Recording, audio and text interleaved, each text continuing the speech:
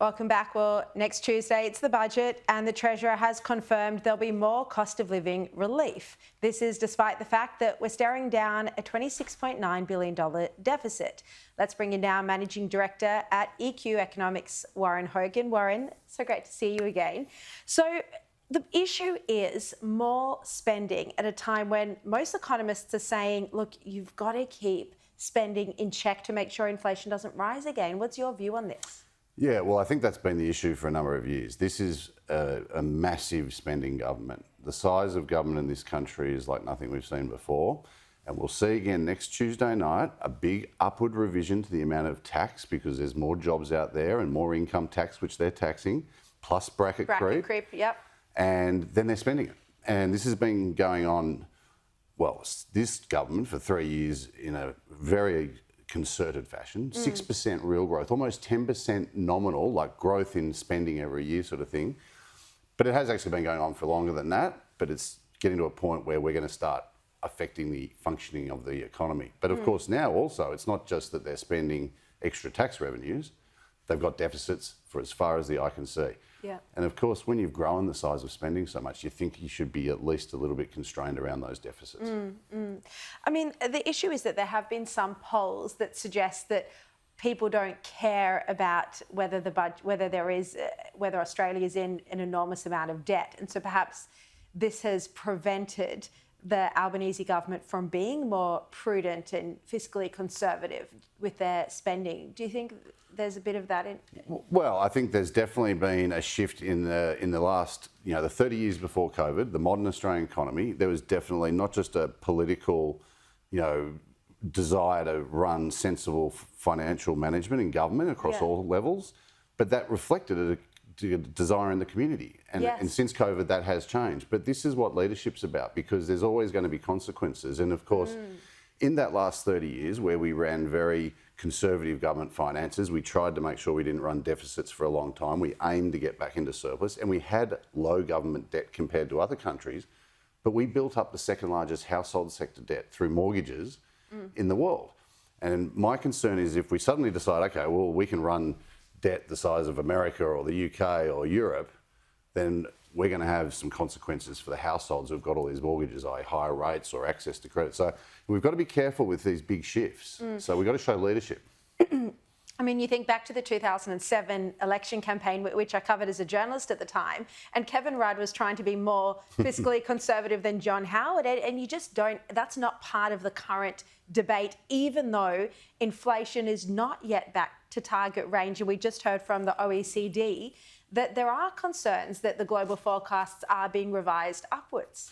Yeah, well, inflation, I mean, I've been saying this for a while, but inflation isn't just going to disappear. And in this country, we've done less than others in terms of raising rates. And of course, we're spending more. We're growing our government by more.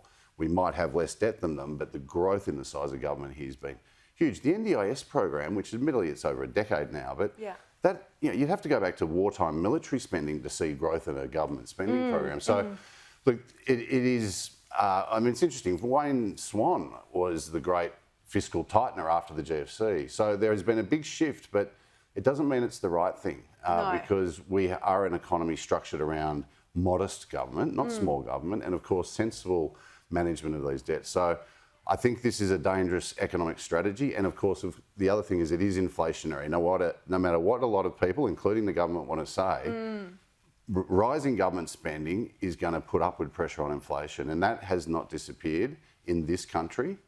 And of course, if we're seeing problems emerge overseas, then we've got to really take that seriously. Look, I also want to ask you, given the OECD's revised forecasts, do you think that the RBA decision to cut rates last month was even more reckless? Well, I thought it was reckless at the time. So this is the arguments that I was making. Even more well, reckless, I actually think they probably should have raised rates a bit more because we didn't go anywhere near what other countries did, like not just a 1 or 2 rate hikes away, we were 4 or 5 away. And this is a political argument the Treasurer is going to make for the next 2 months that we avoided recession. But the thing is, the politics of it is, well, their standard of living's gone down. I mean, I think maybe... Per capita recession, though, it's dragged it all out. Yeah. It's been a malaise. Australia's history, and like many other countries, is we deal with our problems, don't drag them out. The point now, though, is that, yes, what happens if this inflation comes back and then the RBA has got to start raising rates again? That will be a disaster for this country, and it'll be a disaster for the RBA. It'll embarrass them, damage their credibility. And that is a very real scenario. If the government spending is so exorbitant, we're not in the election campaign yet. If the government spending is exorbitant, if, other global factors, if inflation does rise and the RBA is in a position where it needs to lift that rate cut, raise rates again, I mean, how does their credibility recover? And there would be even more questions about whether there was political interference, whether there was political pressure from the Treasury Secretary, Stephen Kennedy, who is a political animal, and he also sits on the board. Yeah, well, the Treasury Secretary shouldn't be on the board, and that's something we've got to deal with. But the RBA, if they have to do an about-face, it won't be before the election, it'll be later in the year. But it doesn't change the point you're making, because damaging the RBA's credibility, not just in our community and their ability to manage inflation, but overseas as well, means that we pay more for money. We're still reliant on borrowing from overseas as a country, and it could increase the cost of that. And that will mean a cost that we bear for years, and it's measured in the billions of dollars. So let's hope we don't get an inflation surge, but I think at the same time the governments should not be spending a lot of money, and I think the Australian community may not react positively to a big spendathon, because I think they're generally understanding these issues. Well, I'm not sure about that, but I'm glad you have faith in the Australian public. But we're going to catch up after the budget next week. I'll be in Canberra for the budget. Warren, great to see you. Thanks, Sherry.